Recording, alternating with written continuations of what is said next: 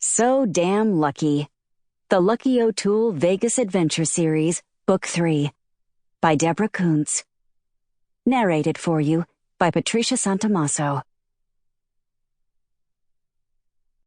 Chapter 1.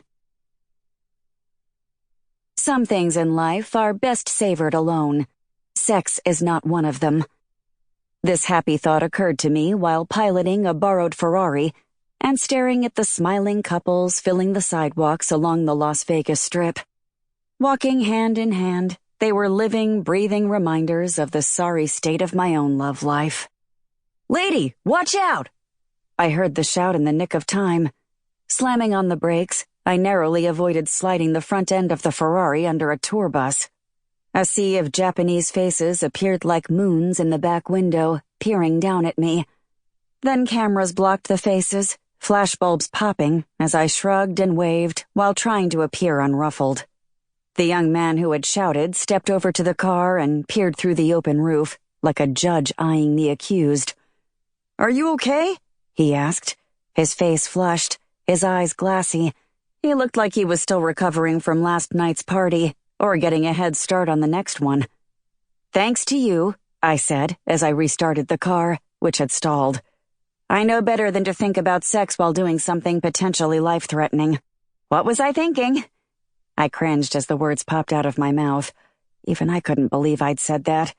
Clearly, I needed to get a grip. First, I couldn't stop thinking about sex. Now I was talking about it to strangers. This was so not good. "What were you thinking?" The kid smirked at me as he took another gulp from the glass clutched tightly in his hand. "Care to enlighten me?" he asked after wiping his mouth on the sleeve of his sweatshirt, which had NYU printed in bold blue on the front. The sweatshirt looked new. He looked 12. I felt old. "Another time, perhaps," I lied. I didn't really intend to flirt with the kid. However, with Teddie, my former live-in, gallivanting around the globe playing rock star for the last 6 weeks, and the foreseeable future, my prospects looked pretty dim. Teddie and I had been really good for a while. Now, I didn't know what we were. Sexual self-preservation clearly had kicked in. "Go easy on those walktails," I said. "They're deadly, and the night is still young."